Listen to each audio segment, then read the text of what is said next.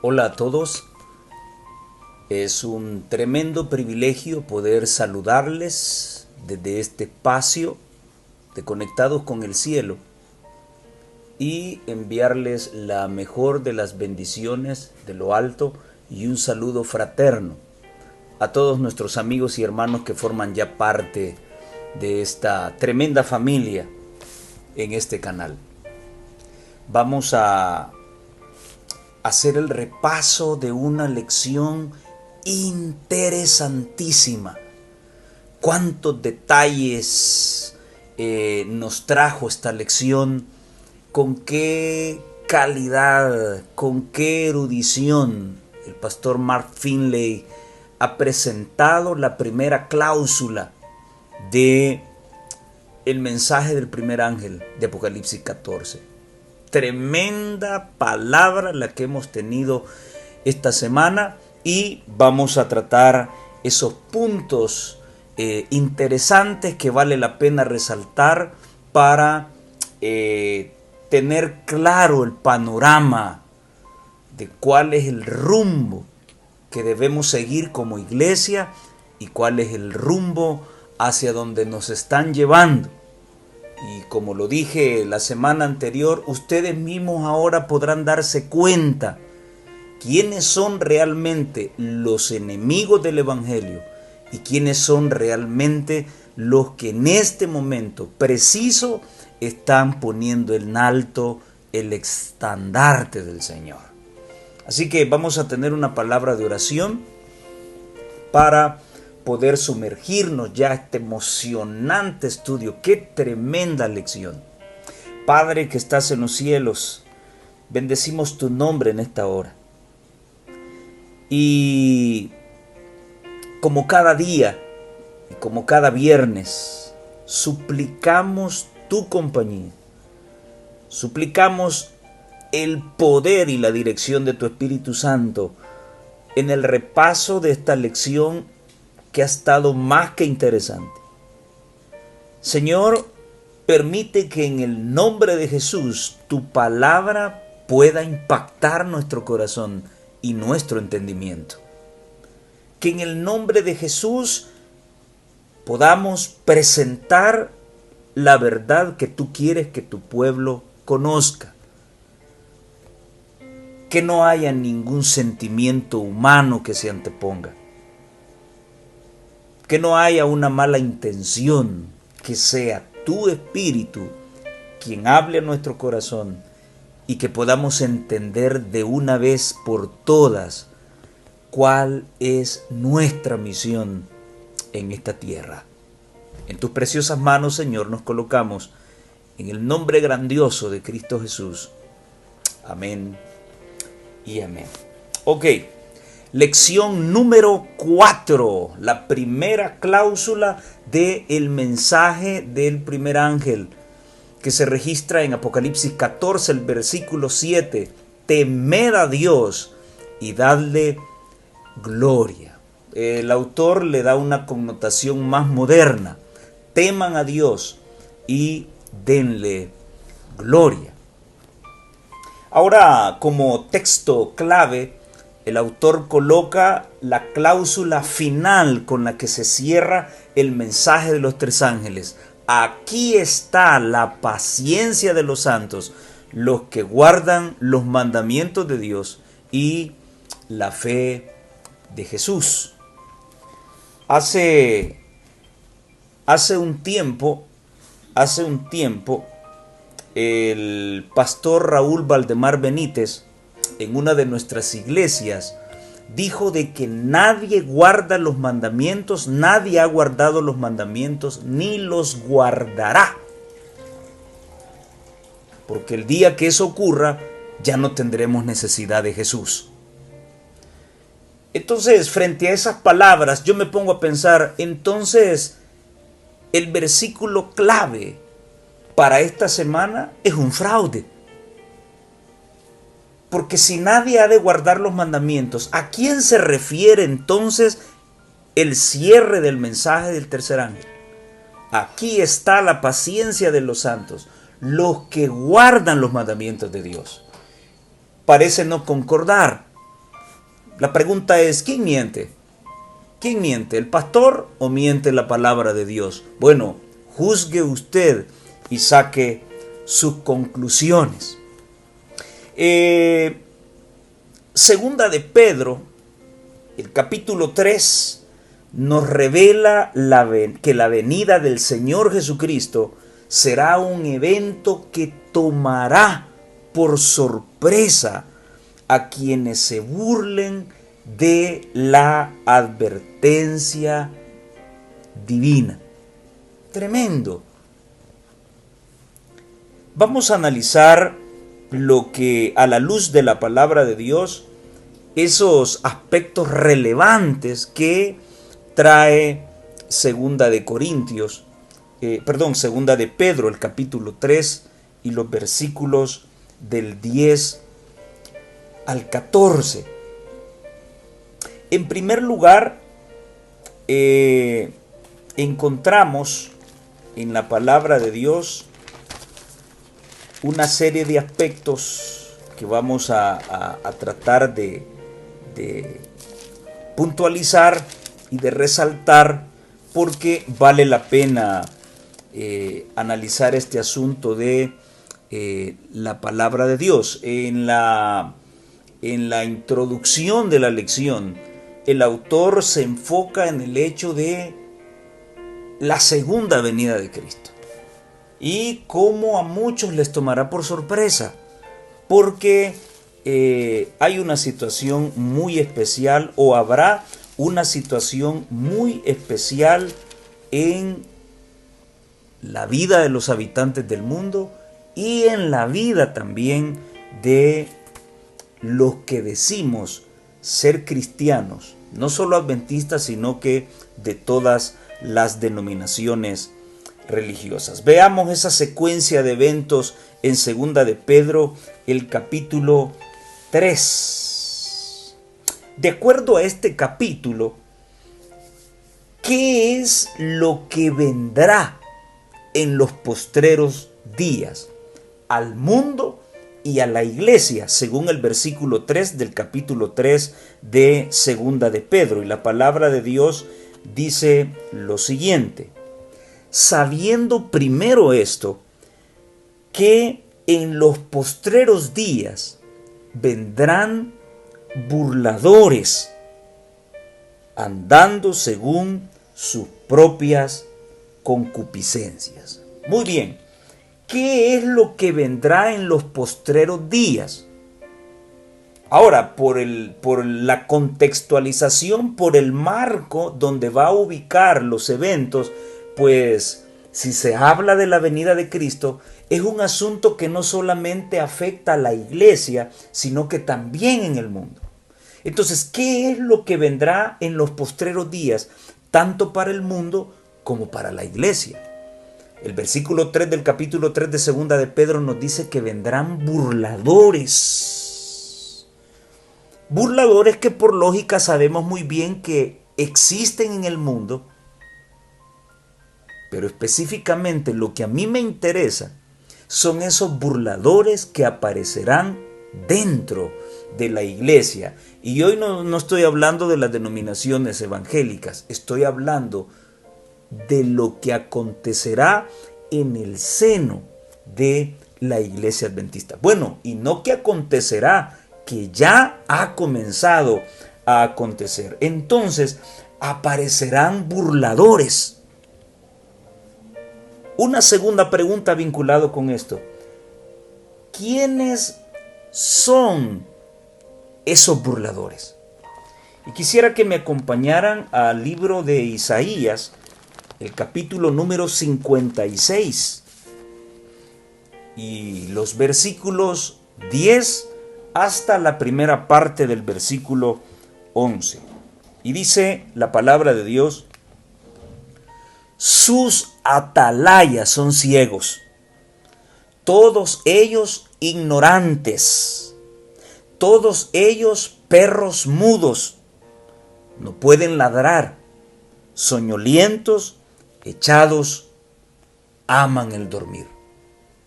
Y esos perros comilones son insaciables, y los pastores mismos no saben entender. Interesante. De acuerdo a esta cita muy fuerte y muy dura, que no la he escrito yo, ni la he acomodado, ni la he arreglado para juzgar o criticar, sino que es una señalización que Dios está haciendo a su pueblo a través del profeta Isaías. Parece ser que esos burladores que aparecerán en la iglesia, y ya lo dije, hay burladores en el mundo, son los grandes pensadores, los que confían en su conocimiento, grandes científicos ateos, que se burlan de la segunda venida de Cristo. Eso está claro. Quiero enfocarme en los burladores que aparecerán en la iglesia. ¿Quiénes son? Y aquí Isaías está hablando de los atalayas y de los pastores del pueblo de Dios. ¡Qué interesante! Vamos a comparar esta cita con lo que dice o con lo que registra el capítulo 24 del libro de Mateo, los versículos 48 y 49. La palabra de Dios dice: pero si aquel siervo malo dijere en su corazón, mi Señor tarda en venir, y comenzare a golpear a sus consiervos. Aquí cerramos ya un ciclo. Esos malos siervos que aparecerán en el seno del pueblo de Dios y que se burlarán de la segunda venida de Cristo. Ya veremos en qué forma se burlan. La palabra de Dios puntualiza a los atalayas, a los pastores y a los malos siervos, que podrían cerrarlos a todos, pero allí incluye también a esa enorme cantidad de egipcios que se encuentran dentro de nuestras iglesias, que saben que nos dirigimos a una tierra donde fluye la leche y la miel, y que ellos han entrado a este pueblo, pero no por convicción, sino por algún interés. Así que este grupo conforma a los burladores. Ahora, ¿de qué se burlan estos individuos? Estos atalayas, estos pastores, estos malos siervos, ¿de qué se burlan? Se burlan del regreso de nuestro Señor Jesucristo, según como está estipulado en el versículo 4 de Segunda de Pedro. Y vamos a leerlo. No estoy sacando nada ni fuera de contexto, ni estoy inventándome nada. Todo está en la palabra de Dios. Aparecerán esos burladores andando según sus propias concupiscencias y diciendo: ¿dónde está la promesa de su advenimiento? Porque desde el día en que los padres durmieron, todas las cosas siguen igual. Todas las cosas permanecen así como desde el principio de la creación. Hermano Jaime, disculpe, usted está acomodando a su conveniencia el asunto de los atalayas y los pastores y los malos siervos con los eventos de Segunda de Pedro capítulo 3. No. Ustedes verán que el sentir de esos doctos mundanos es el mismo sentir de los doctos en teología, de los atalayas y de los malos siervos. ¿Qué dicen según Segunda de Pedro 3? ¿Dónde está la promesa de su advenimiento? Interesante. Ahora volvamos a Isaías 56 y vean lo que dice el versículo 12. ¿Qué es lo que dicen esos atalayas, esos perros mudos, esos pastores que están en el rebaño? Venid, dicen, tomemos vino, embriaguémonos de sidra, y será el día de mañana como este, y mucho más excelente. ¿Es el mismo sentir o no es el mismo sentir? Claro que es el mismo sentir. Entonces, en los postreros días, Aparecerán burladores. Estos burladores son malos siervos, atalayas, perros mudos, pastores, perros mudos, que se burlarán de la segunda venida del Señor. Pero ¿cómo es que ocurre esa burla? Es muy interesante, porque no es una aplicación del término en su plenitud, en la forma explícita en que entendemos el término burla. Hay una forma implícita y ya la vamos a analizar. Ahora, ¿por qué se burlan? ¿Por qué conociendo el camino de Dios? ¿Por qué conociendo el mensaje de Dios? ¿Por qué sabiendo qué tipo de mensaje se debe predicar, no lo predican? ¿Por qué actúan de esa forma? ¿Por qué se burlan? Y hay dos condiciones que las está mencionando la palabra de Dios. Y la respuesta la encontramos en el versículo 3 del capítulo 3 de Segunda de Pedro. En primer lugar, porque estos malos siervos andan conforme a sus propias concupiscencias.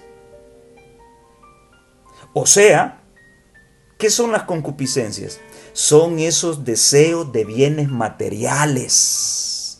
Tienen los ojos puestos no en Cristo, sino en los bienes materiales o terrenos, y especialmente de un deseo sexual exacerbado o fuerte o desordenado. Ese es el concepto de concupiscencia.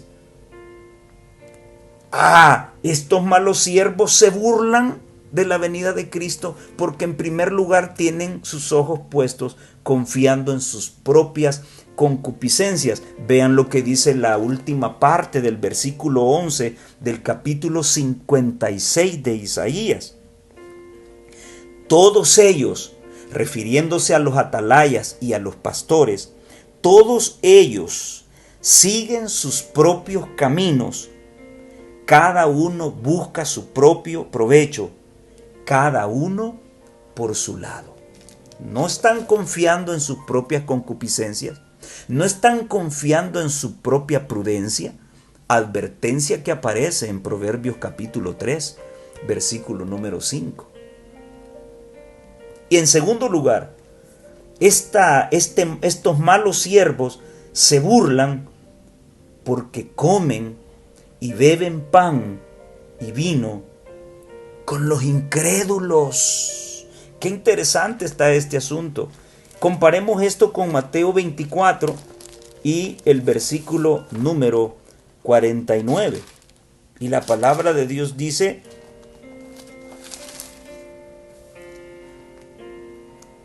y comenzare a golpear a sus consiervos, el mal siervo, dice, mi señor no tarda en venir, comienza a golpear a sus siervos y aún a comer y a beber con los borrachos.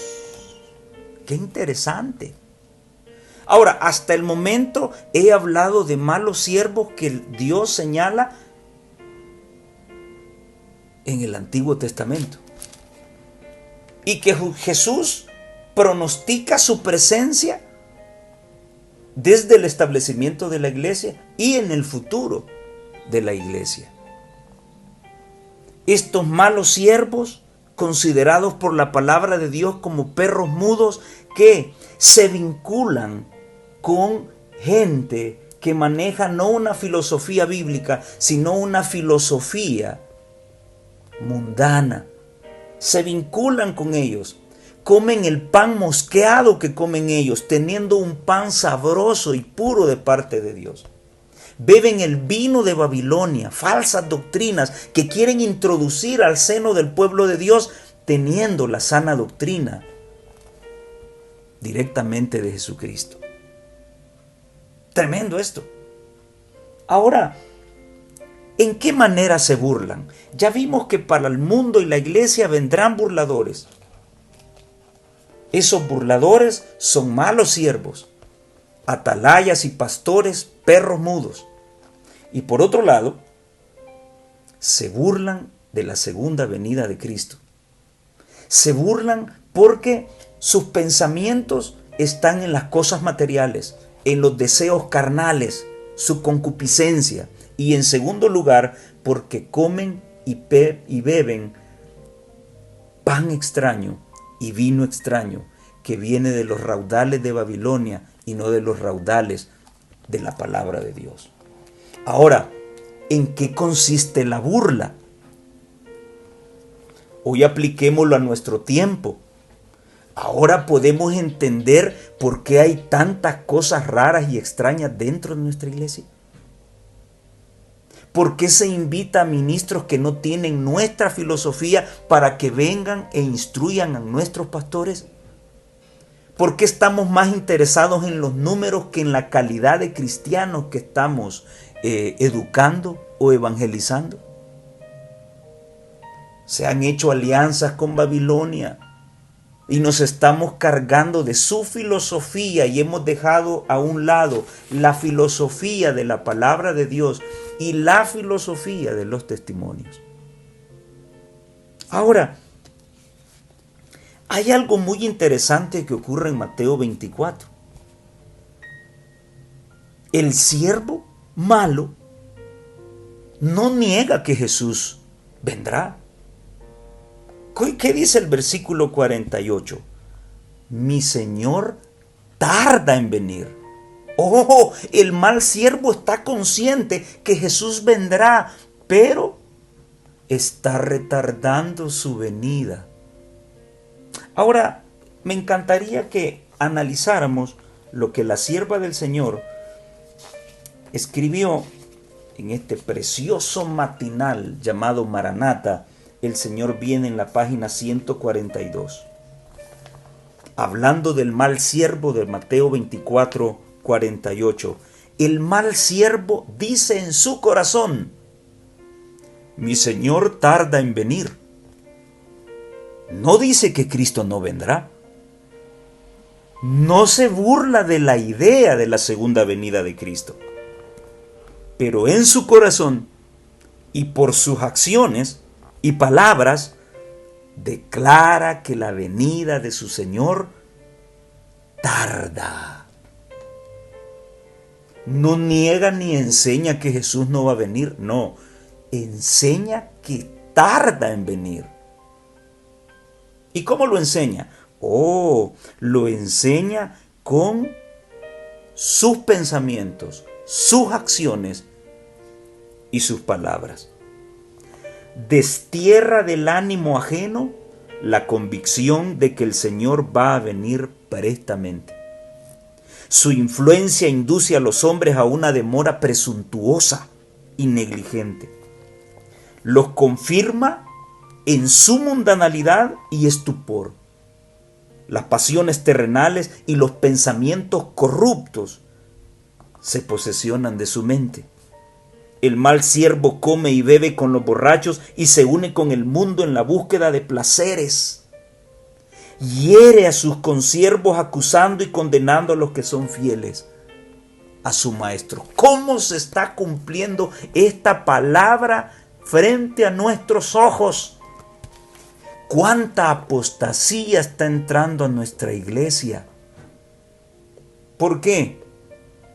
Porque quienes nos dirigen hacen alianzas con la filosofía mundana y con la filosofía de otros movimientos religiosos. Y maltratan a los siervos del Señor que están predicando la verdad. Leía esta semana que en Potomac volvieron a censurar al pastor Esteban Bor. Tremendo. ¿Todo por qué? Porque el hombre no está de acuerdo con la ordenación de la mujer. Situación que está acorde con el fallo que tomó o que se tomó en la conferencia general, la reunión de la conferencia general recién pasada. Yo puntualizaba en una de estas lecciones, bueno, y entonces, si desde ahí arriba dicen no, ¿por qué otros campos tienen la libertad de hacerlo? ¿No es desacato eso? Esta lección ha sido preparada por un erudito adventista. quien a través de sus palabras revela que personajes como Esteban Bor y otros más que están levantando la palabra de Dios en su plenitud y verdad, no han estado errados. La página 32 de este matinal dice lo siguiente: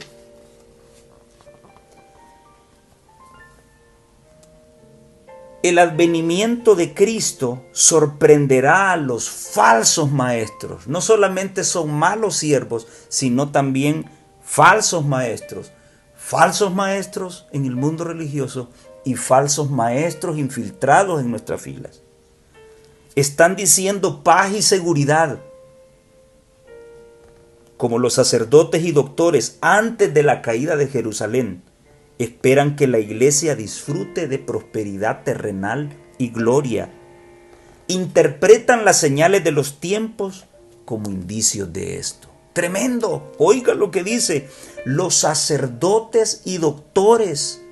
Los sacerdotes que serían un prototipo del pastorado moderno. Y los doctores refiriéndose a los eruditos en teología. ¡Qué tremendo! ¿A dónde están llevando a la iglesia? ¿A un encuentro con su Dios? No, están llevándolo a una prosperidad terrenal y una gloria espúrea y mentirosa, interpretando las señales de los tiempos como indicios de esto. Y vale la pena hoy echar un vistazo a lo que está ocurriendo afuera. Son ministros del Evangelio adventistas con credenciales quienes están diciendo que nuestro himnario está lleno de himnos fúnebres. El fúnebre será él quien dijo eso, don Arnaldo Cruz. Que no sabe cantar será otro problema. Que él arrastró el himno que vino a cantar aquí, poniéndolo de ejemplo, que revela que de música quizás no sabe nada o no puede cantar. Pero los himnos adventistas no son fúnebres. Discúlpeme, pero si defender mi himnario está vinculado con disidencia, pues bueno, soy disidente. Pero yo no voy a permitir que un individuo con credenciales, pero que está vinculado con la filosofía de Babilonia, venga y ofenda a la grey de Dios. Yo no lo voy a permitir. Hoy podemos ver delante de nuestros ojos individuos que dicen trabajar en puestos claves de la iglesia y aparecen bailando música mundana y que luego salen hablando sandeces sobre cosas que Elena de White en ningún momento ha dicho. Por defender esta verdad, la verdad adventista que conocí de mi abuela, ¿voy a ser un disidente? Pues entonces lo voy a hacer. No estoy atacando a nadie en particular. Solamente estoy puntualizando la corrupción que ha entrado porque estos tiempos se están cumpliendo. Lo que hemos leído en 2 de Pedro capítulo 3 es una situación que se está cumpliendo. Ahora, según la Escritura, ¿quién va a prevalecer y quién va a estar de pie en aquel gran día? ¿El que se burla o el que trata de cumplir lo que ha sido establecido por la palabra de Dios? Mateo capítulo 24 y los versículos 50 y 51 nos dice: vendrá el Señor de aquel siervo en día que éste no espera y a la hora que no sabe, y lo castigará duramente y pondrá su parte con los hipócritas. Allí será el lloro y el crujir de dientes. Por otra parte, 2 de Pedro 3 y los versículos del 10 al 14, donde ya el autor nos centra, dicen lo siguiente: pero el día del Señor vendrá como ladrón en la noche, en el cual los cielos pasarán con gran estruendo, y los elementos ardiendo serán deshechos, y la tierra y las obras que en ella hay serán quemadas. Y ahora viene una analogía, viene un análisis serio y exhaustivo por parte de Pablo. puesto que todas estas cosas van a ser deshechas, van a ser eliminadas, van a ser quemadas, ¿cómo no debéis andar en santa y piadosa manera de vivir? No, pero en esta tierra nunca dejaremos de pecar. Eso es lo que nos quieren inculcar en la cabeza. Entonces, si en esta tierra nunca vamos a dejar de pecar, entonces, ¿por qué el apóstol Pablo nos dice que si sabemos que todas estas cosas van a ser destruidas, cómo no debemos andar en santa manera de vivir y en piadosa manera de vivir? Quiere decir que este evangelio es un llamado para abandonar el pecado. Tremendo eso. Y esto quiero dedicárselo a aquel que dijo de que la iglesia adventista ni la Biblia apoyan ni creen en esa generación sin pecado que estará lista esperando a Cristo. Aquí está. Si esto ha de acontecer, ¿por qué no debemos andar en santa manera de vivir y en piadosa manera de vivir? Esperando y apresurándoos para la venida del día de Dios, en el cual los cielos encendiéndose serán deshechos y los elementos siendo quemados se fundirán. Pero nosotros, dice el apóstol, según sus promesas, esperamos cielos nuevos y tierra nueva donde mora la justicia. Y aquí viene interesantemente esto, y vuelve a recalcar el apóstol, por lo cual, oh amados, estando en espera de estas cosas. Si estamos esperando que todo esto sea deshecho, él hace la invitación de vivir una vida santa y vivir una vida piadosa. Y si hemos de esperar cielos nuevos y tierra nueva, en el versículo 14 dice, procurad con diligencia ser hallados por Él. ¿De qué está hablando el capítulo 3 de Segunda de Pedro? De la venida de Cristo. Entonces procuren ser hallados por Él sin mancha. ¿Y qué es sin mancha? Sin pecado e irreprensibles en paz. Un llamado a abandonar nuestros pecados. Un llamado a dejar de pecar. Claro, aquel que no está dispuesto a hacerlo, aquel que no está dispuesto a dejar su pecado, preguntará, ¿y usted acaso ya no tiene pecado? Tremendo. Yo no estoy diciendo esto porque no tenga pecados. Estoy luchando. Y como te puse un ejemplo esta semana, el ejemplo del borracho. ¿Cuántos hermanos que son parte de nuestras iglesias bebieron por años? Y cuando conocieron a Jesús, hasta el día de hoy, tienen años de no volver a beber. Ya no pecan en esa cuestión. También leímos una cita donde dice la sierva del Señor que cada quien puede ser santo en la etapa que le toca vivir. Sí, claro, han vencido el alcohol. Sí, pero quizás hay que vencer las malas palabras, los malos pensamientos. Siempre habrá cosas que vencer. Pero lo que vencimos hoy ya no domina nuestra vida. ¿Por qué? Porque todo lo podemos en Cristo que nos fortalece. Y Apocalipsis, el capítulo 16 y el versículo 15 nos dice, he aquí, dice el Señor, yo vengo como ladrón, bienaventurado el que vela y guarda sus ropas. ¿La guarda de qué? De mancharlas, de ensuciarlas. ¿A dónde? ¿Con tinta? ¿Con lodo?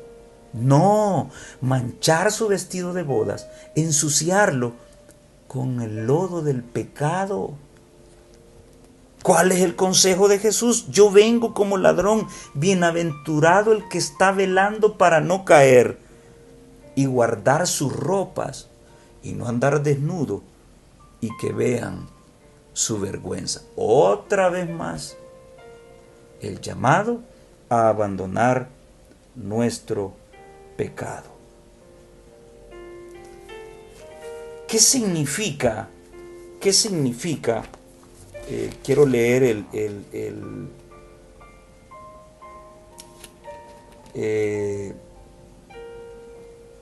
dice,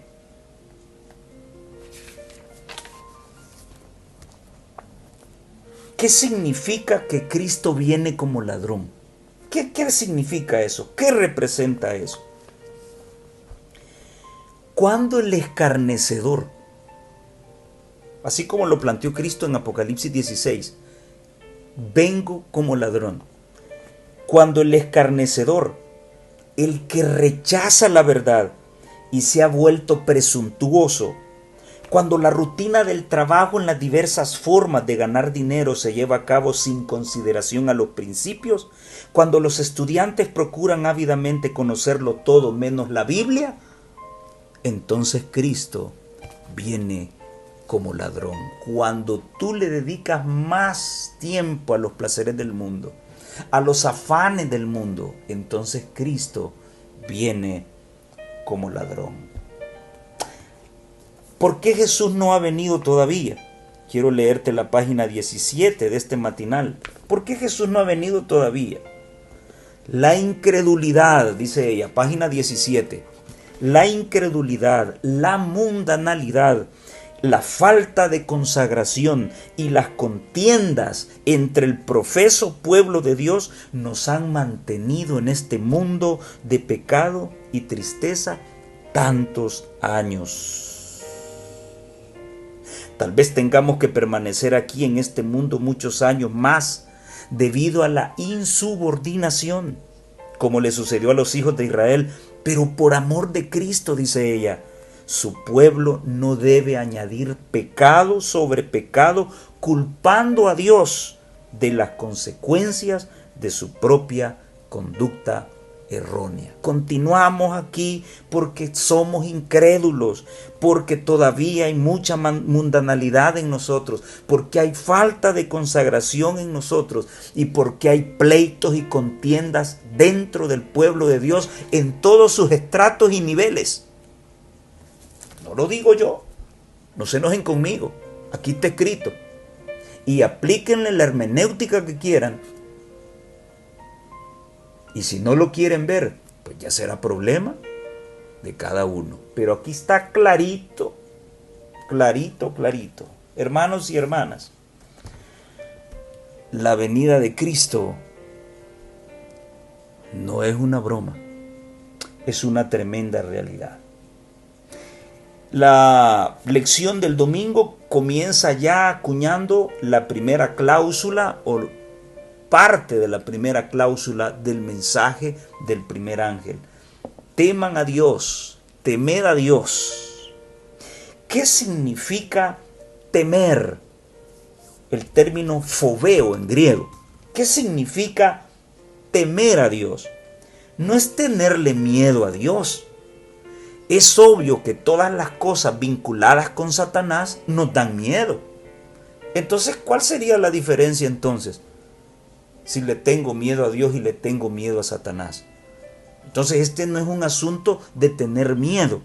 El autor nos presenta 7 situaciones vinculadas con, o 7 actitudes nuestras vinculadas con el temor de Dios. Temer a Dios es reverenciar a Dios. Temer a Dios es admirar a Dios. Temer a Dios es respetar a Dios. Temer a Dios es tener lealtad absoluta, no a medias, absoluta a Dios. Temer a Dios significa una entrega total a la voluntad de Dios. Temer a Dios es centrarse en Dios y no en el yo.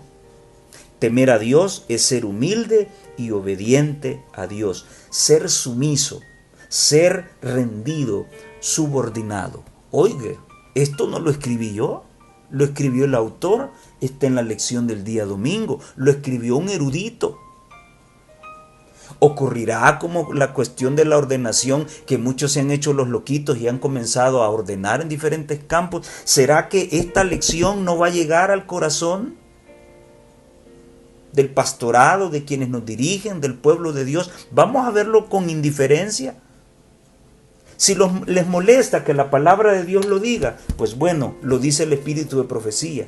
Si les molesta que el espíritu de profecía lo diga, pues un erudito lo está diciendo.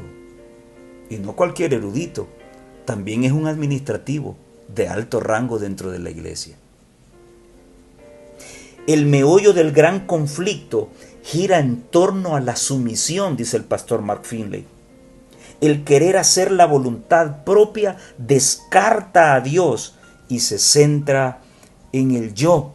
Y ya habíamos estudiado con antelación Isaías 14, 13 y 14, donde Satanás ansió, deseó ser como Dios. Y en Filipenses 2:6 se nos presenta una historia diferente con Cristo, que siendo Dios no añoró ser como su Padre, sino que Él se humilló al revestirse de nuestra humanidad. ¡Qué contraste! El ser creado deseó ser Dios, y aquel que era Dios realmente deseó rebajarse para ser como hombre y venir a rescatarnos. Tremendo. El misterio de iniquidad frente al misterio de la piedad. Por eso es que el apóstol Pablo en capítulo 3 de segunda de Pedro, el apóstol Pedro, perdón, en segunda de Pedro, el capítulo 3 y el versículo número 11, nos dice que andemos en una piadosa forma de vivir. O sea, que imitemos a Cristo, el misterio de la piedad. Todo está vinculado completamente. Ahora, leí 7 actitudes que el autor de la lección considera como una respuesta a lo que significa temer a Dios. Pero ¿qué dice la Biblia con respecto a qué es el temor de Dios? Y quisiera que me acompañaran al libro de Proverbios, el capítulo número 8 y el versículo número 13. Y vean lo que la palabra de Dios dice con respecto a lo que significa el temor de Jehová. El temor de Jehová es aborrecer el mal. Siempre ese término es. ¿Qué es la ciencia? La ciencia es un término muy común en las escuelas, ¿no? En los colegios, en las universidades. ¿Qué significa concupiscencia? La concupiscencia es. Bueno, aquí está ese término. El temor de Jehová es aborrecer el mal. Tiene lógica lo que el pastor Mark Finley escribió. Si reverencias a Dios es porque aborreces el mal.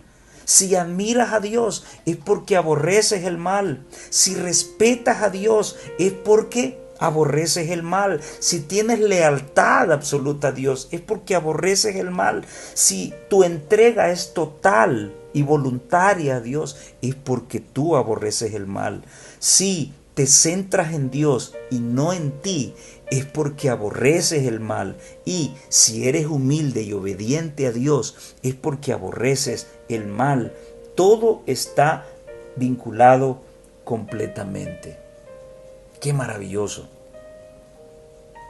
La humildad y la reverencia, dice la sierva del Señor en Historia de Patriarcas y Profetas, deben caracterizar el comportamiento de todos los que se allegan a la presencia de Dios.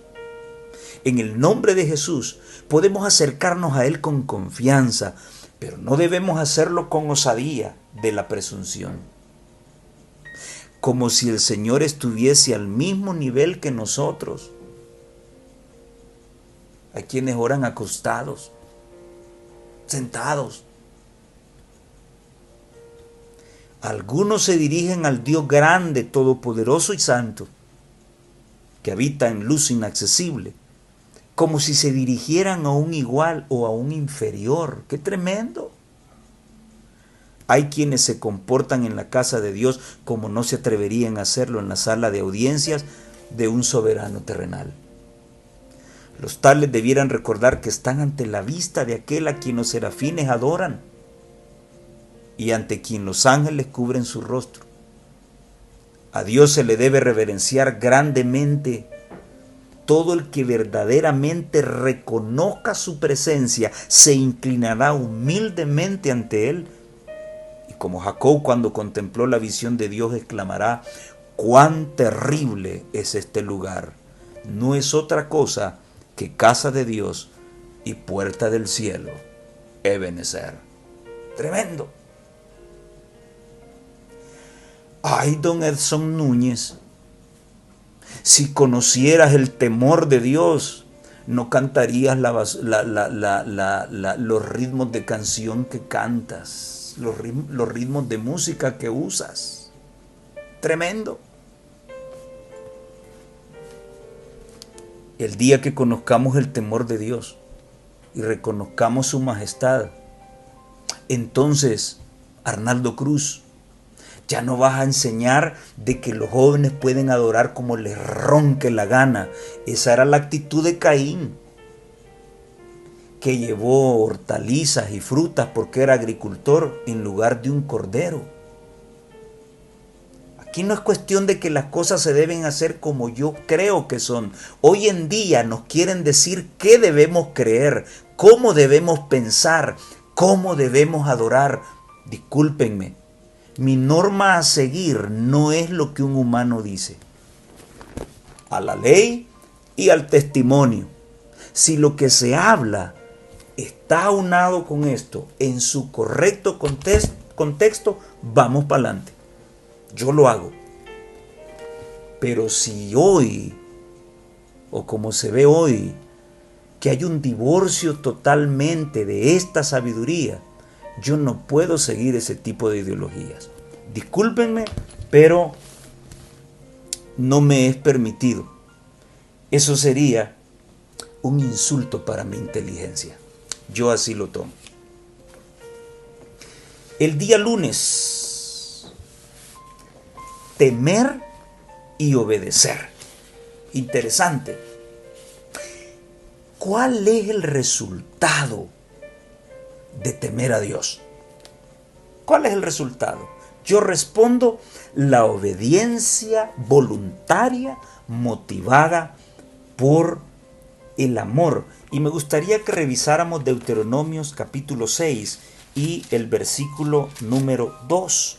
La palabra de Dios dice: para que temas a Jehová tu Dios, guardando todos sus estatutos y sus mandamientos que yo te mando, tú, tu hijo y el hijo de tu hijo, todos los días de tu vida, para que tus días sean prolongados.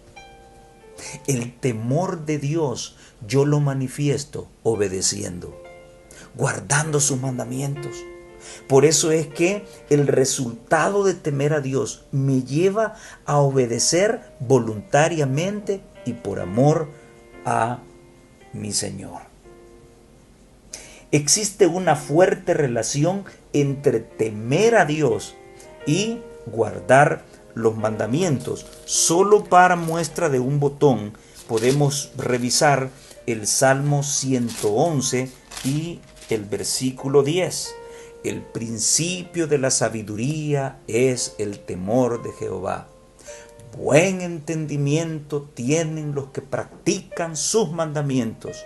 Su loor permanece para siempre. El temor de Dios vinculado con guardar la ley de Jehová. Eclesiastés 12, 13 y 14.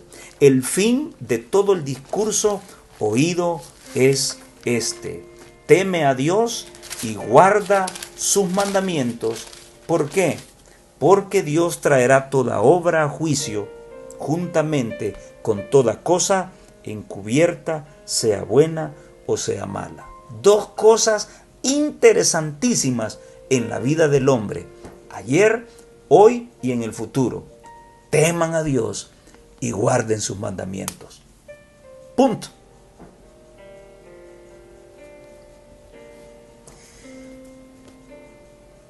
Quienes son salvos por gracia deben obedecer los mandamientos de Dios. Qué interesante. Y el autor nos da una cita, pero excelente, como ejemplo de esta situación. Acompáñenme al libro de Efesios, el capítulo número 2 y los versículos del 8 al 10. Porque por gracia sois salvos por medio de la fe. Y esto no de vosotros, pues es don de Dios. No por obras, para que nadie se gloríe, porque somos hechos por Él, creados en Cristo Jesús. ¿Para qué? Para buenas obras, las cuales Dios preparó de antemano para que anduviésemos en esas buenas obras. Qué interesante. De acuerdo al versículo 10, esas buenas obras han sido o son el camino que Dios preparó para andar en ellas. ¿Cuáles son esas buenas obras? ¿Cuál es ese camino de Dios? Bueno, acompáñenme nuevamente al libro de Salmos y vamos a ir al capítulo 119 y vamos a leer el versículo número 1. Bienaventurados los perfectos de camino, los que andan en la ley de Jehová. ¿Cuál es el camino de Dios? Sus mandamientos. Leamos el versículo 14, siempre del Salmo 119.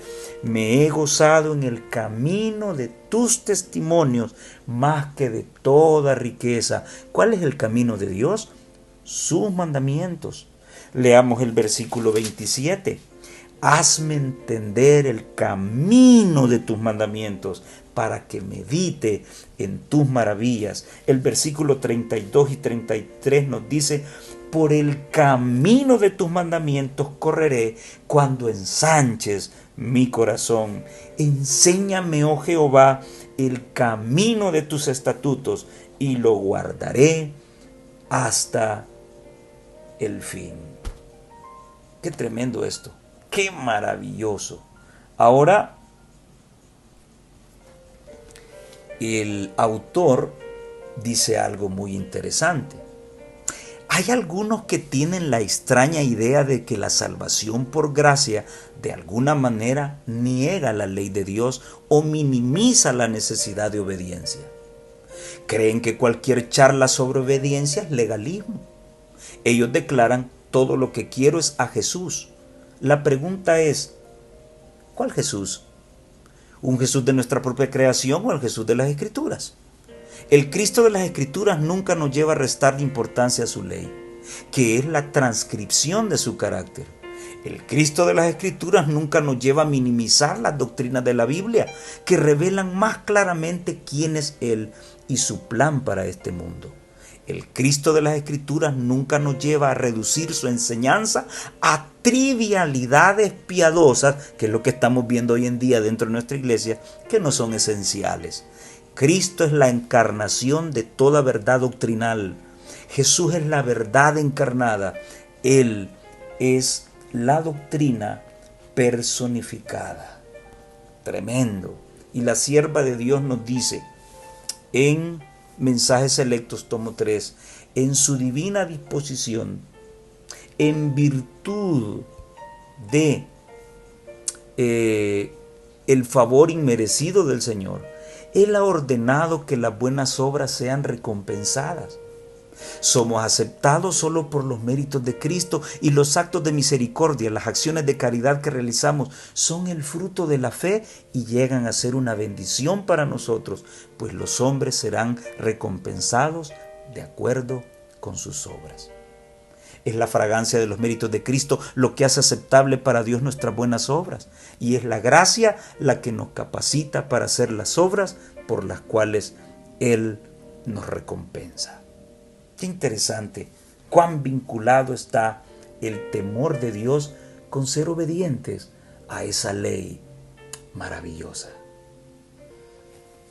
Vivir enfocados en Dios, dice la lección del día martes.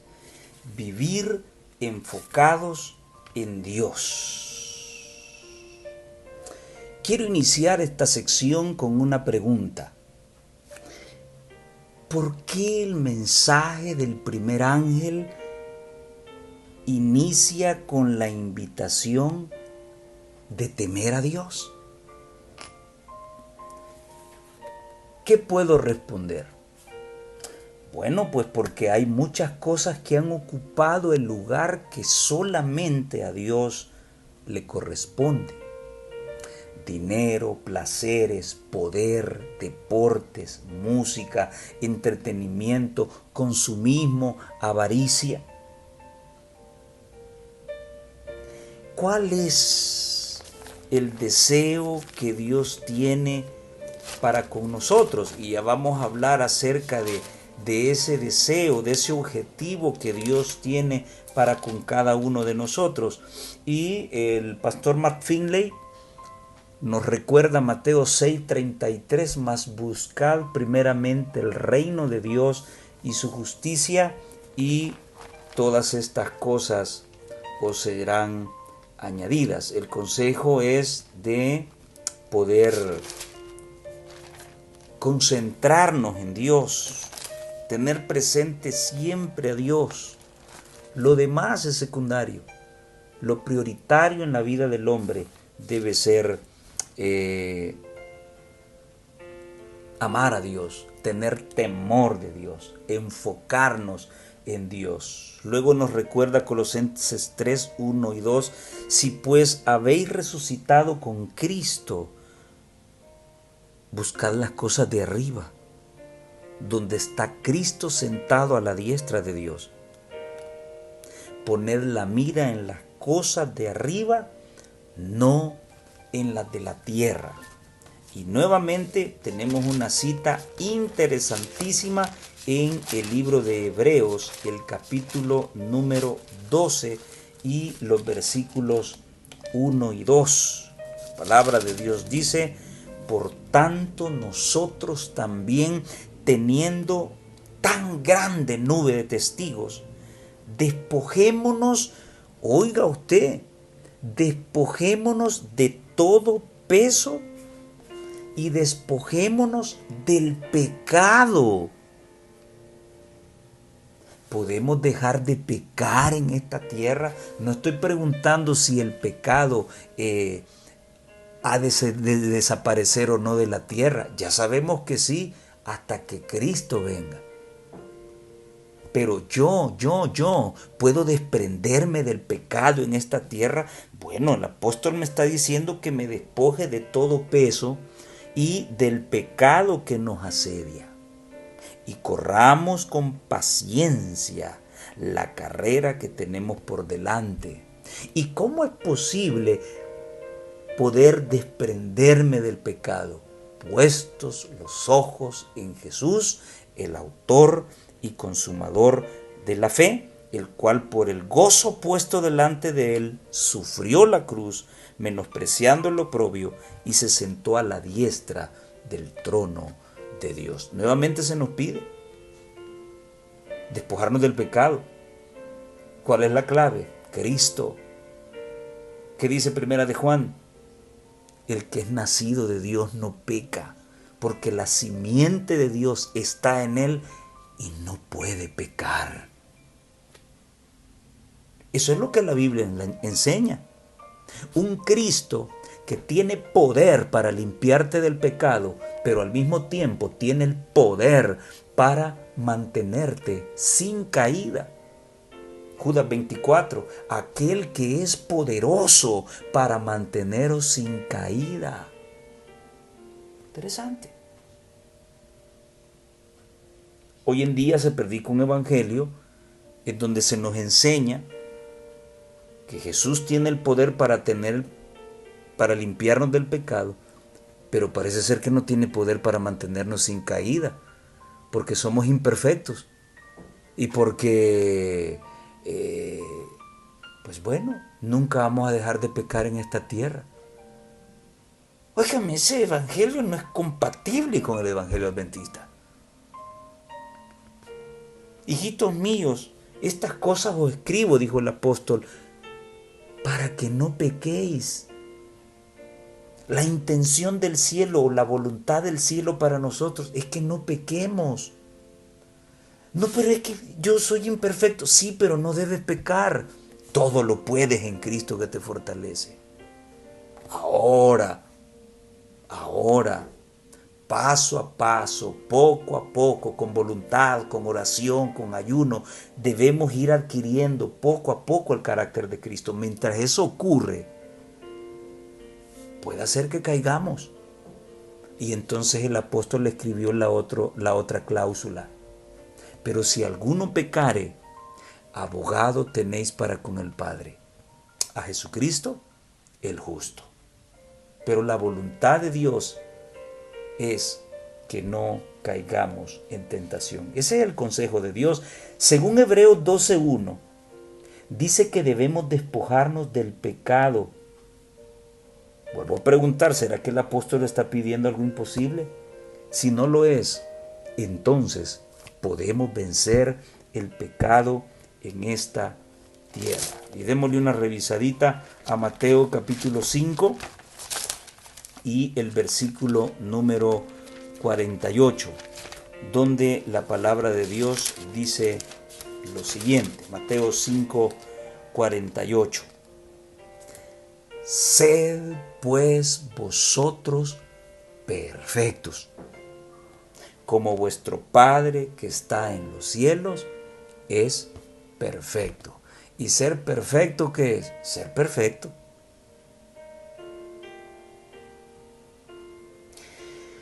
El día que estemos dispuestos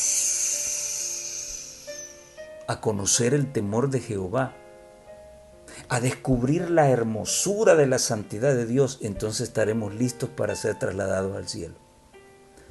Porque sin santidad nadie verá al Señor. Nadie. Y los que encabezan esa lista son los que te dicen que en esta tierra no te puedes librar del pecado. Sí se puede, porque todo, y todo es todo, lo puedes en Cristo que te fortalece. Clarito. Métele la hermenéutica que quieras, ¿sí? Y debes llegar a la misma conclusión a la que llega la palabra de Dios. El tema del conflicto final de la tierra, dice el autor en la lección del martes, es la batalla por la mente. Ya te lo había dicho yo en otras ocasiones. En realidad es la batalla por la lealtad, la autoridad y el compromiso con la voluntad de Dios. La batalla final en el gran conflicto entre el bien y el mal es por el control de nuestros pensamientos. Por eso los procesos más elevados del pensamiento están en juego. La sabiduría, el conocimiento, la inteligencia, que están vinculados con el temor de Jehová, con aborrecer el mal y apartarse de él. Todo eso incluye los procesos superiores del pensamiento, la sabiduría, la inteligencia y el entendimiento. Sabiendo que la sabiduría es el temor de Jehová es el principio de la sabiduría, sabiendo que la inteligencia es el conocimiento del Santísimo y sabiendo que el conocimiento de Dios está vinculado con el temor de Jehová. Esto estaría ligado entonces a la práctica de principios de alimentación saludable que permiten que la sangre a través de esos alimentos sanos produzcan sangre buena, nuestro cerebro reciba la oxigenación de vida y entonces podamos discernir la voluntad de Dios para hacer diferencia entre lo santo y lo malo, para ofrecer sin tropiezos mi lealtad a Dios, aceptar su autoridad y comprometerme a su voluntad. Entonces, ¿quién debe controlar mis pensamientos? Lógico, es Dios. ¿Cómo lograrlo? Yo te doy 4 pildoritas que debes tomártelas todos los días, porque si no te las tomas, la hipertensión del pecado va a hacer mella en tu razonamiento. Primero, oración, estudio, alimentación saludable y testificación. Esa testificación debe ser por ejemplo y por precepto o por palabra. La sierva de Dios dice: se me ha instruido que cada creyente debe velar en oración para que no fracase en la batalla de la vida cristiana. ¿Qué hay que hacer? Velar. Cada alma debiera buscar diariamente al Señor con un ferviente propósito de mañana, tarde y noche, para que la mente se espacie en la palabra de Dios con el fin de comprender sus requerimientos. El asunto más importante consiste en servir al Señor con corazón indiviso y tratar de ser, con el corazón y la mente, propiedad del Señor. Todos los que acudan al Salvador en procura de consejo recibirán la ayuda que necesitan. Si vienen humildemente y se aferran con firmeza a esta promesa: pedid y se os dará, buscad y hallaréis, y se os abrirá. Y ella cita Mateo 7:7. Levante las normas, mi hermano, comenzando con una entrega completa y continuando con la sencilla obediencia a todos los mandamientos del Señor, de acuerdo con sus directivas especiales. No se debe descuidar ninguna de las cosas importantes especificadas en su palabra. Esto está escrito en Cada Día con Dios, la página 126. Demos gloria a Dios, dice la lección del día miércoles.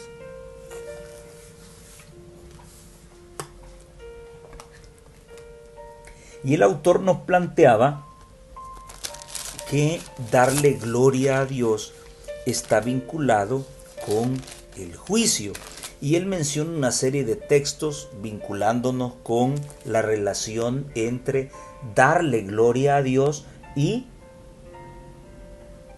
el juicio, de acuerdo al Antiguo Testamento. Ahora hemos cambiado de panorama. Ya analizamos qué significa temer a Dios. Ahora vamos a analizar qué significa darle gloria. Entonces, si existe un vínculo estrecho entre el juicio divino y el glorificar a Dios, así como él lo ejemplifica con Josué 7:19, Primera de Samuel 6:5, Jeremías 13:15-16 y Malaquías 2:2, entonces esta situación que aparece, esta misma situación es la que aparece en el mensaje del primer ángel, porque también se habla de un juicio y es una invitación a temer a Dios y a darle gloria. ¿Qué es dar gloria a Dios o glorificar a Dios? Bueno, ya analizamos muy puntualmente lo que significa en la Biblia el temor de Dios. Y en la Biblia, temer a Dios es aborrecer el mal. Y leímos Proverbios capítulo 8, versículo 13. Ahora, ¿qué significa darle gloria a Dios? Y permíteme que la sierva del Señor nos responda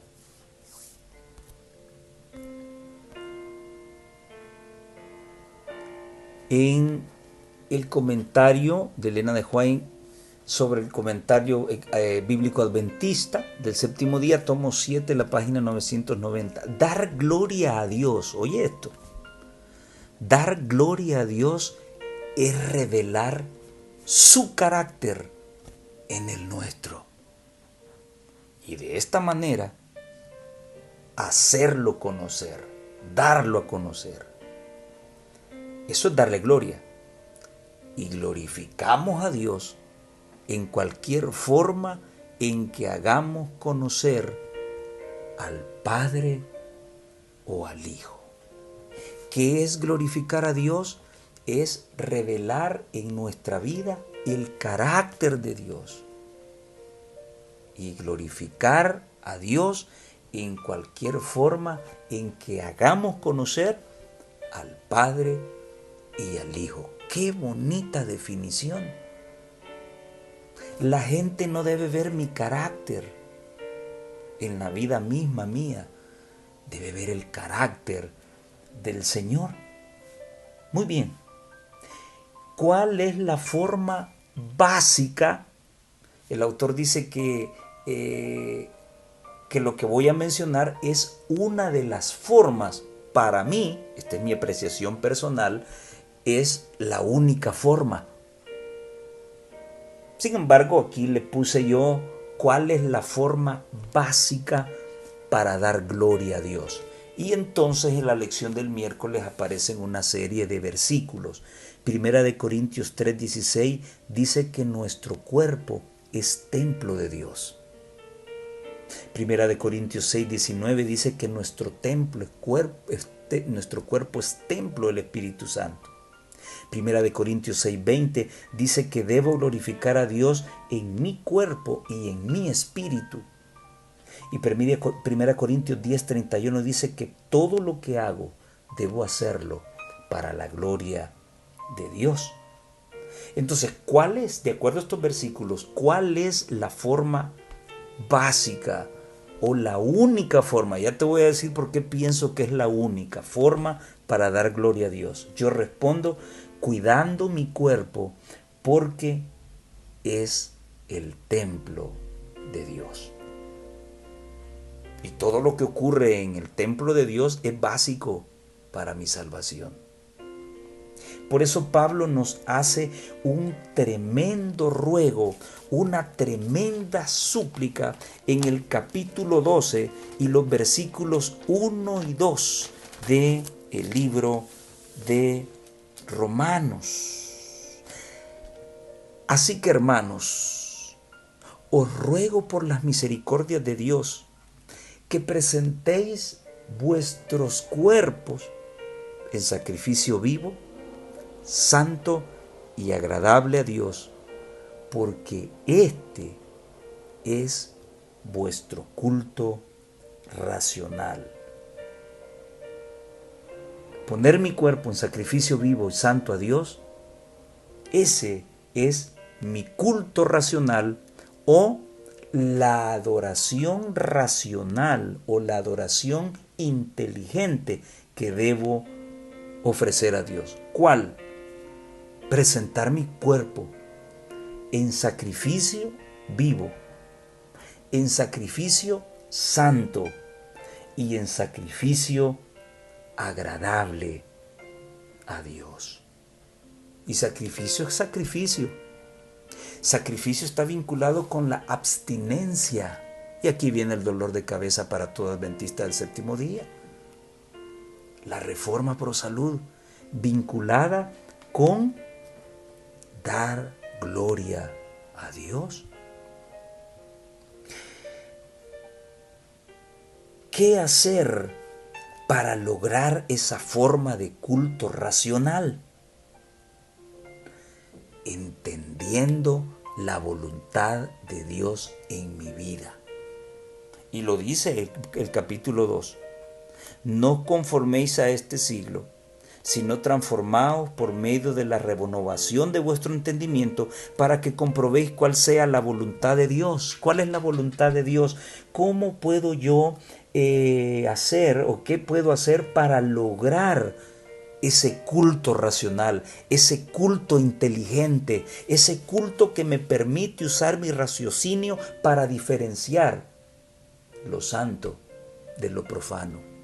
Para poder discernir la voluntad de Dios en mi vida, ¿qué debo hacer? Debo entender la voluntad de Dios. ¿Y cuál es la voluntad de Dios? Según el versículo 2, la voluntad de Dios para mi vida es agradable y perfecta. Ahí está el tema otra vez, la perfección, la santidad, el apartarme del pecado.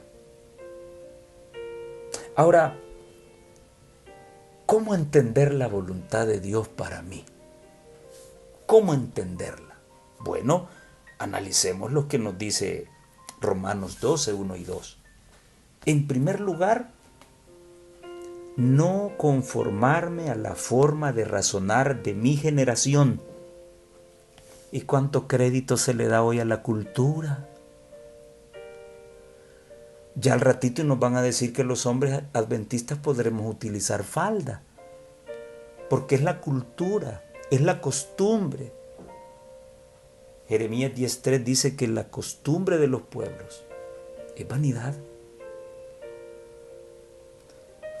El apóstol nos invita en el versículo 2 a no conformarnos a este siglo, a la forma de razonar de esta generación, porque mi entendimiento se verá envilecido, decaído, rebajado, decadente, debilitado, embotado.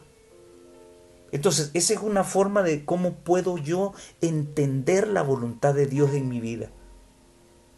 No conformándome a la forma de pensar de los que han caído en la ideología de este mundo, en la filosofía de este mundo. En segundo lugar, renovar mi entendimiento. Hay muchos que son enemigos de la reforma pro salud porque no quieren dejar de comer esos alimentos que Dios prohíbe. Sabrosa la carne, sabrosa, pero no le eche las cositas que le dan sabor. Cómasela cruda. ¿Por qué no se la come cruda? Porque no tiene ningún sabor. Todavía no estamos dispuestos a dejar todos aquellos alimentos nocivos para nuestra salud. ¿Pero por qué? Porque nos hemos conformado a la forma de pensar del mundo. Mira, la medicina moderna dice que podemos comer pescado porque tiene omega 3. Sí, también el aguacate tiene. Mira, hay que comer queso porque el queso es bueno para otros. Se están confiando en la filosofía de este mundo. Cuando la sierva del Señor menciona de que el queso nunca debió haber entrado en nuestro estómago. Entonces el siguiente paso es renovar mi entendimiento, crecer, no estancarme. Podemos leer el Salmo 119. ¿Cómo puedo yo renovar mi entendimiento? Y la palabra es clara y lo vamos a volver a recordar otra vez. Salmo 119 y el versículo número 9.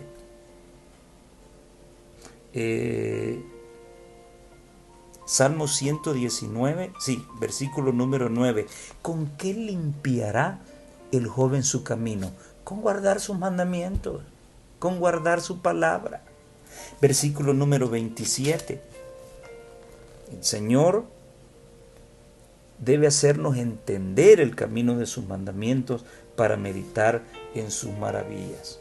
Y el Salmo 111:10, que fue uno de los que leímos, dice: el principio de la sabiduría es el temor de Dios. Buen entendimiento tienen los que guardan sus mandamientos. ¿Cómo puedo renovar mi entendimiento? Poniendo en práctica los mandamientos de Dios. Buen entendimiento tienen todos los que practican sus mandamientos. Y en tercer lugar, debo transformarme completamente, no a medias. Y tenemos un canto muy lindo vinculado con este asunto de la transformación completa. Y ustedes se lo saben. Mi espíritu, alma y cuerpo, mi ser, mi vida entera. Arnaldo va a decir que fúnebre también. Qué mensaje más lindo el de ese himno. Y me imagino que ese himno salió de esta cita. Una cita que se las he leído varias veces y es una invitación más para abandonar nuestros pecados y estar irreprensibles delante del Señor. Nunca lo olviden. Primera de Tesalonicenses capítulo 5 y el versículo 23. Y el mismo Dios de paz os santifique por completo. y que todo vuestro ser, espíritu, alma y cuerpo sea guardado irreprensible, sin mancha, sin pecado, para la venida de nuestro Señor Jesucristo. Debemos aprender a ser puros y santos antes. Es así como nos podemos transformar completamente. Según el apóstol Pablo, dice el pastor Mark Finley, según el apóstol Pablo, nuestro cuerpo es un santuario. ¿Y dónde se adoraba a Dios en el Antiguo Testamento? ¿Cuál era el centro de la adoración a Dios? Era el santuario. Levantad vuestras manos al santuario, decía David. Por eso te decía yo que este asunto del cuidado del cuerpo es la única forma en que podemos glorificar a Dios. Glorificarlo en nuestro cuerpo, en nuestra mente y en nuestro espíritu. Según el apóstol Pablo, dice el autor, nuestro cuerpo es un santuario, la morada del Espíritu de Dios, un templo santificado por la presencia de Dios. Las Escrituras nos dan un toque y quiero aclarar esta cuestión. Nuestro templo es santo no por lo que comemos, sino por la presencia de Dios en él. ¿Y en qué me ayuda la comida entonces? Bueno, en mantener limpio este cuerpo. Una vez limpio, su espíritu viene y recibo la capacidad de poder discernir la voluntad de Dios, agradable y perfecta para mí. Lo mismo ocurrió en Daniel. Después de su dieta de 10 días, él recibió el don de profecía. ¡Qué maravilloso eso! Las Escrituras nos dan un toque de clarín para glorificar a Dios en cada aspecto de nuestra vida. Cuando Dios es el centro de nuestra vida, nuestro único deseo es darle gloria a Él, ya sea con la dieta, el vestido, el entretenimiento o la interacción con los demás. ¿Cuándo va a ocurrir eso? Cuando nuestro único deseo es darle gloria a Él. Pero si mi único deseo es darme gloria a mí y hacer mi voluntad, entonces me voy a vestir como me dé la gana. Voy a comer lo que me dé la gana. Voy a entretenerme con lo que yo quiera. Y voy a interactuar con amistades que no me convienen y a beber del vino de Babilonia. Y sigue diciendo el autor, damos gloria a Dios al revelar su carácter de amor al mundo mediante nuestro compromiso de hacer su voluntad. Esto es aún más importante a la luz del juicio final de la tierra. Y en el comentario bíblico adventista, la sierva del Señor nos decía, se los leía, dar gloria a Dios es revelar su carácter en el nuestro y de esta manera darlo a conocer. ¿Y qué importancia tiene todo esto? De temer a Dios y darle gloria. Porque viene un engaño, viene una falsificación. Ese anticristo, ese inicuo, ese hijo de perdición, ese representante de Satanás, buscará honra y gloria para sí mismo. Usurpará la gloria, la honra y el temor que solo se le debe a Dios y va a adjudicárselo a Él. Por eso la lección del día jueves se titula Los vencedores del Apocalipsis. Aquí está la paciencia de los santos, dice el versículo 12 del capítulo 14, los que guardan los mandamientos de Dios y tienen la fe de Jesús.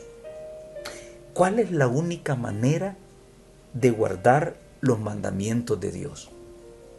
Bueno, pues no se puede, porque el pastor Valdemar Benítez enseña de que nadie ha guardado los mandamientos ni los guardará. Pero te decía que mi forma de pensar no es la de los hombres. Las órdenes a seguir no son las de los hombres. Las órdenes que yo sigo, la ideología que sigo, es lo que la palabra de Dios enseña. Por eso, ¿cuál es la única manera de guardar los mandamientos de Dios? Y el pastor Mark Finley, estoy totalmente de acuerdo con él. Él nos dijo en la lección que la única manera de guardar los mandamientos de Dios, porque sí se puede, porque Apocalipsis 14:12 habla de un pueblo que los está guardando hoy y los seguirá guardando aún en tiempos difíciles. La única forma de guardarlos es por medio de la fe de Jesús. Y él recalca, no la fe en Jesús, sino la fe de Jesús. Qué bonito esto. Y el autor dice, vencemos no por lo que somos, sino por lo que Él es. Nosotros podemos vencer porque Él venció. Pero no es nada mágico, ¿eh? Él venció, yo me quedo de brazos cruzados. Ya habíamos hablado de esto también. Hay algo que yo debo hacer. Debo poner la carne en el asador. Debo poner mi cuerpo en sacrificio santo y agradable delante de Dios. Nosotros podemos vencer porque Él venció. Podemos ser victoriosos porque Él fue victorioso. Podemos triunfar. Oigan, ¿quién lo está diciendo? Los amantes que piensan de que esa generación sin pecado no existe y que nunca vamos a dejar de pecar. Los va a decir un erudito, o nos lo ha dicho esta semana un erudito y un administrador de la iglesia. Y él dice, podemos triunfar sobre la tentación. ¿Por qué? Porque Él triunfó sobre la tentación. Ahora, el hecho de que Él haya triunfado, ¿sí?, me abre las puertas para que yo triunfe. ¿Cómo? Y Él me dio el método, estando sujeto de su Padre. No es que automáticamente porque Él venció yo ya vencí. No. Frente a la tentación quedaré solo. Dice la sierva del Señor en este libro que cuando la tentación aparece, como que me encuentro en un círculo, y en ese círculo ni Dios ni el diablo se mete. Soy yo quien voy a decidir si caigo o triunfo. Entonces podemos triunfar sobre la tentación. Y si triunfamos sobre la tentación, hemos triunfado sobre el pecado. ¿Y por qué es esto? Porque Él triunfó sobre la tentación. Ahora Hebreos 4:14 al 16 nos dice, por tanto, teniendo un gran sumo sacerdote que traspasó los cielos, Jesús el Hijo de Dios, retengamos nuestra profesión, porque no tenemos un sumo sacerdote que no pueda compadecerse de nuestras debilidades, sino uno que fue tentado en todo según nuestra semejanza, pero sin pecado. Acerquémonos pues confiadamente al trono de la gracia, para alcanzar misericordia y hallar gracia para el oportuno socorro. No hemos sido dejados solos. También el Señor pone la salida, por lo cual puede también salvar perpetuamente ¿a quiénes? Solamente a los que se acercan a Él para llegar a Dios, viviendo siempre para interceder por ellos. Cristo y su victoria es el centro del mensaje de los tres ángeles. Es lo que menciona el autor en la lección del día jueves. ¿Y serán victoriosos en qué? El capítulo 21 de Apocalipsis, el versículo dice que los que venzan heredarán todas las cosas. De esto ya habíamos hablado. Habíamos dicho que al final del mensaje de cada iglesia siempre se repite la expresión, y al que venciere, ¿verdad?, será columna del templo de mi Dios, y al que venciere se le dará una piedrecita blanca, y al que venciere se le dará el privilegio de sentar. Esas son todas las cosas que se heredarán según Apocalipsis 21:7.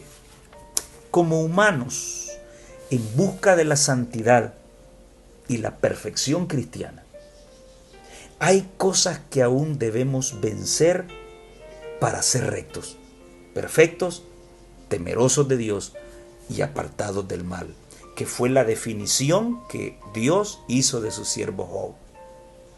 Existen hoy en día 3 cosas por vencer antes de nuestro encuentro con Cristo. ¿Cuáles son esas 3 cosas? Primero, vencer nuestro yo, nuestras tendencias, nuestras inclinaciones. Número 2, vencer la apostasía infiltrada dentro de nuestras filas. Y número 3, vencer a la bestia, a su imagen, a su marca y al número de su nombre. Al final, cuando hayas luchado, tomado de Cristo, porque todo lo puedes en Él que te fortalece, porque Él tiene el poder para mantenerte sin caída, pero si lo buscas y te tomas de Él. Cuando hayas logrado la victoria sobre el yo aquí en esta tierra, cuando hayas luchado con la corrupción y con la apostasía de nuestros días. Yo te dije que en este día, en este tiempo, el papado no es quien pone tropiezos para que el evangelio no se predique. Somos nosotros mismos. Y tenemos que ganar esa batalla, obtener esa victoria sobre aquellos que no quieren que este mensaje se predique. Que se predique un mensaje extraño, que se le dé al pueblo un pan mosqueado y no el maná del cielo que hemos recibido en un mensaje puro y completo a la ley y al testimonio. Entonces debemos obtener esa victoria.